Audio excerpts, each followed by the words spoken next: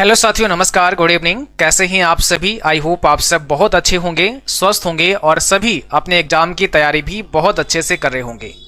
आज इस क्लास में आप सभी पढ़ेंगे चैप्टर नंबर 10 का पार्ट नंबर 2।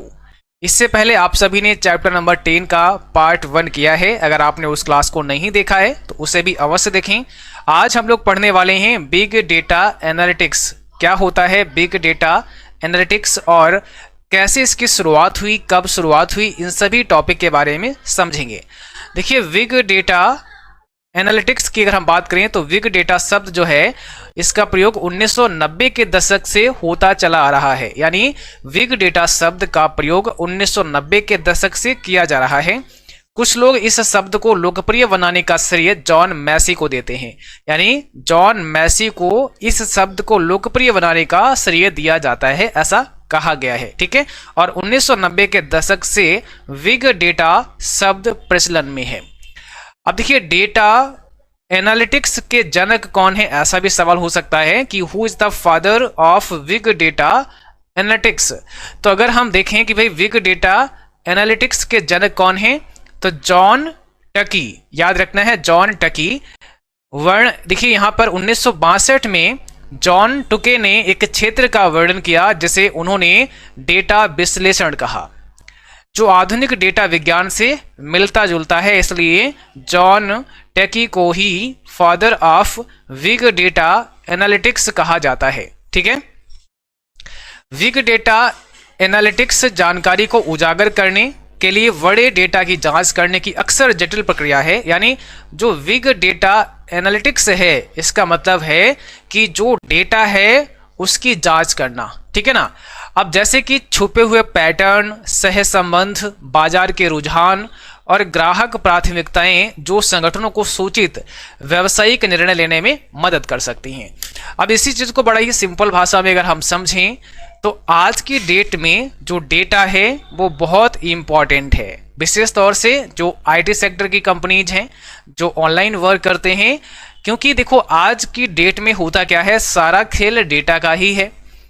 अब जो मार्केट है उसमें एक जो शब्द आज प्रचलन में है जिसका नाम है बिग डेटा एनालिटिक्स। अब जो डेटा एनालिटिक्स है यानी डेटा विश्लेषण है, तो डेटा का विश्लेषण किया जाना भी बहुत जरूरी है। अगर डेटा का विश्लेषण नहीं होता है तो आप अपने सही कस्टमर तक नहीं पहुंच पाएंगे। जैसे एक एग्जांपल के थ्रू समझते हैं। मान लिया आप आज अमेजॉन की वेबसाइट पर गए, फ्लिपकार्ट की वेबसाइट पर गए और उस वेबसाइट पर आप किसी प्रोडक्ट को सर्च कर रहे थे।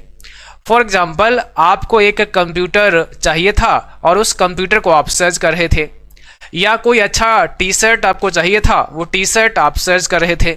आपने अक्सर देखा होगा कि जब आप इस सर्च करते हैं उसके बाद फिर आप किसी भी वेबसाइट पे जाते हैं तो जो चीज़ें अभी आप सर्च कर रहे थे उसी से रिलेटेड चीज़ें आपके सामने आती हैं, उसी से संबंधित जो एडवर्टाइज हैं वो आपके सामने आते हैं।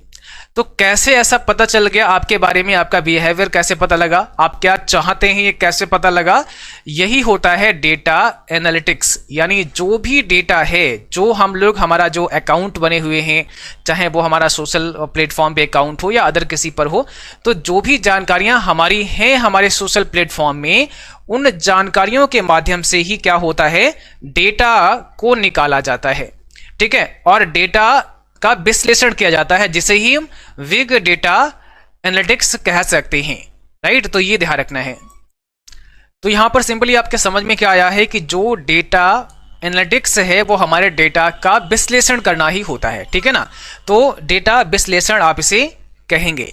अब देखिए, व्यापक पैमाने पर डेटा एनालिटिक्स प्रौद्योगिकियां और तकनीकें संगठनों को डेटा सेट का विश्लेषण करने और नई जानकारी इकट्ठा करने का एक तरीका प्रदान करती हैं। बिजनेस इंटेलिजेंस प्रश्न व्यवसाय संचालन और प्रदर्शन के बारे में बुनियादी सवालों के जवाब देते हैं। अब अगर हम समझें कि बड़े डेटा विश्लेषण प्रक्रिया के 4 चरण कौन कौन से हैं, यानी 4 स्टेप्स हमें देखने हैं। 4 steps of big data analytics process.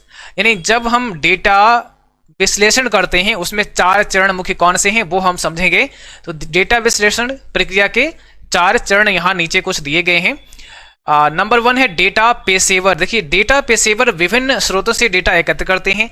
Data पेशेवर का मतलब है डेटा प्रोफेशनल्स। जो डेटा प्रोफेशनल्स होते हैं, जो डेटा पेशेवर होते हैं, वो विभिन्न स्रोतों से डेटा को पहले इकट्ठा करते हैं। अब विभिन्न स्रोत क्या हो सकते हैं? सोशल प्लेटफॉर्म हो सकते हैं, वहां से डेटा की जानकारी ली जाती है। अक्सर यह अर्ध संरचित और असंरचित डेटा का मिश्रण होता है, जबकि प्रत्येक संगठन अलग अलग डेटा स्ट्रीम का उपयोग करेगा। कुछ सामान्य स्रोतों में शामिल हैं। अब जैसे यहां पे फर्स्ट दिया है इंटरनेट क्लिक स्ट्रीम डेटा, तो इंटरनेट क्लिक स्ट्रीम डेटा। दूसरा है वेब सर्वर लॉग्स।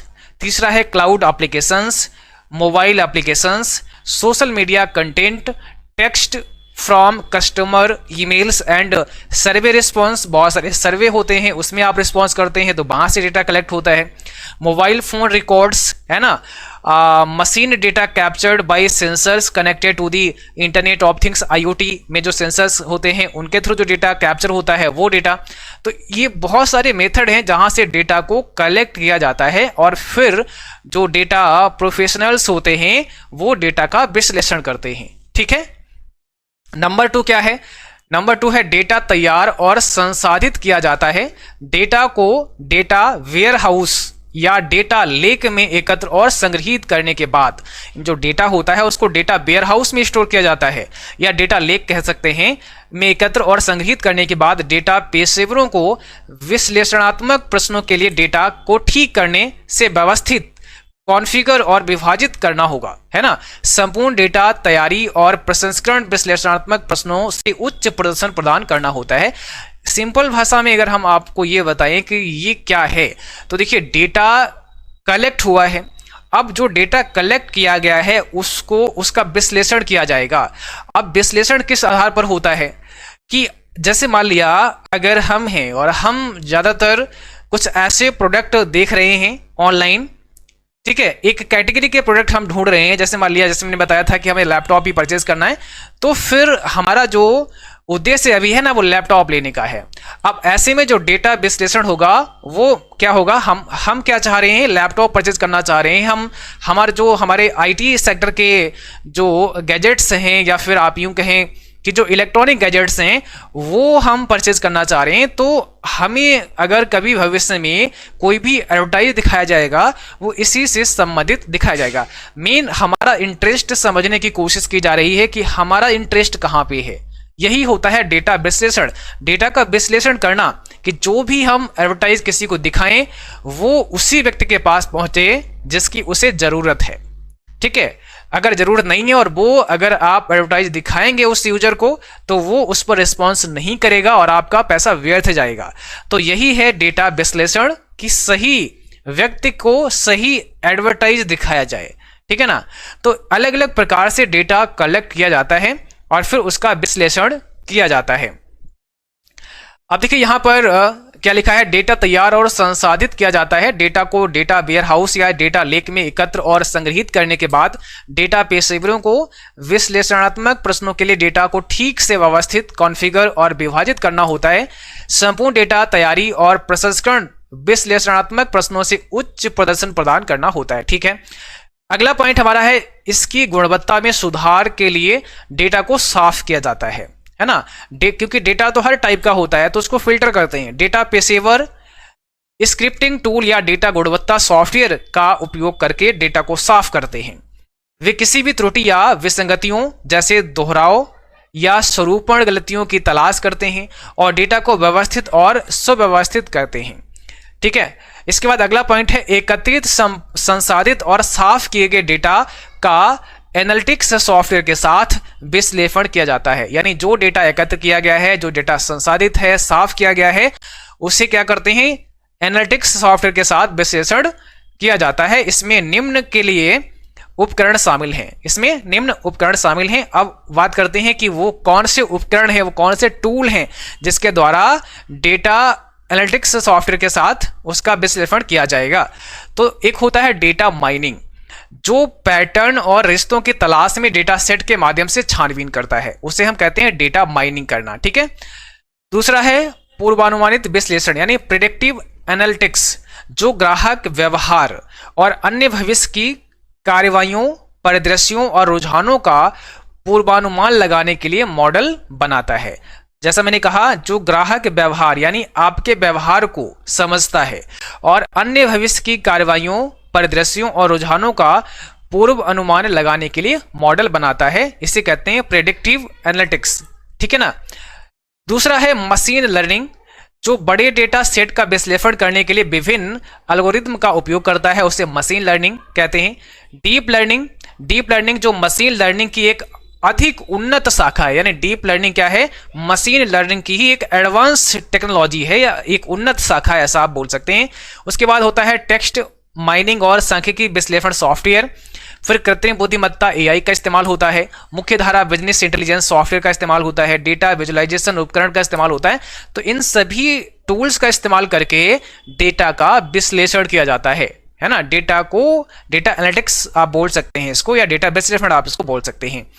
प्रमुख बड़े डेटा विश्लेषण प्रौद्योगिकियां और उपकरण। अब देखिए यहाँ पे बड़े डेटा विश्लेषण प्रक्रियाओं का समर्थन करने के लिए कई अलग अलग प्रकार के टूल और तकनीकों का उपयोग किया जाता है। बड़े डेटा विश्लेषण प्रक्रियाओं को सक्षम करने के लिए उपयोग की जाने वाली सामान्य तकनीकों और उपकरणों में शामिल हैं, जैसे हैंडूप की बात करें, जो बड़े डेटा सेट को संग्रहित और संसाधित करने के लिए एक खुला स्रोत ढांचा है, उसे हैंडूप कहते हैं। हैंडूप बड़ी मात्रा में संरचित और असंरचित डेटा को संभाल सकता है। ठीक है ना। यानी which is an open source framework for storing and processing big data sets. Hadoop can handle large amounts of structured and unstructured data. दोनों प्रकार के डेटा को ये क्या कर सकता है, होल्ड कर सकता है। और एक सवाल बनता है आपके एग्जाम में कि सबसे बड़ा हैंडूप क्लस्टर कौन सा है, तो याद रखना है सबसे बड़ा हैंडूप क्लस्टर है फेसबुक। है आपका predictive analytics hardware and software, यानी जो बड़ी मात्रा में डिजिटल डेटा को संसाधित करते हैं और भविष्य की घटना के परिणामों के बारे में भविष्यवाणी करने के लिए मशीन लर्निंग और सांख्यिकीय एल्गोरिथम का उपयोग करते हैं। संगठन धोखाधड़ी का पता लगाने, विपणन, जोखिम मूल्यांकन और संचालन के लिए पूर्वानुमानित विश्लेषण उपकरण का उपयोग करते हैं। ठीक है। अगला जो पॉइंट है आपका वो है स्ट्रीम एनालिटिक्स टूल, जिनका उपयोग बड़े डेटा को फिल्टर करने, एकत्र करने और विश्लेषण करने के लिए किया जाता है, जिसे कई अलग अलग प्रारूपों या प्लेटफॉर्मों में संग्रहित किया जा सकता है।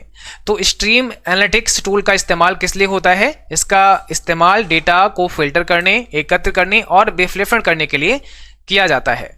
अगला पॉइंट हमारा वितरण भंडारण डेटा, यानी डिस्ट्रीब्यूटेड स्टोरेज डेटा, जिसे आमतौर पर एक गैर संबंधपरक डेटाबेस पर दोहराया जाता है।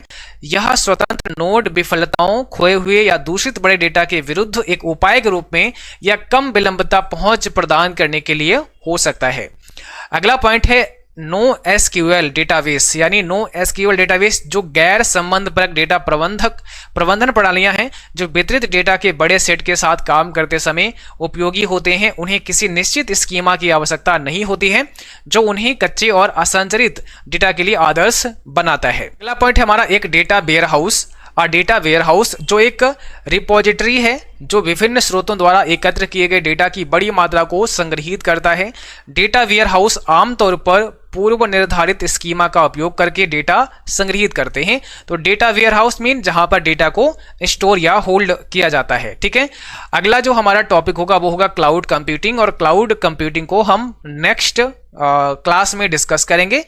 तो आज के लिए बस इतना ही, मिलते हैं फिर अगली क्लास में, तब तक के लिए थैंक यू।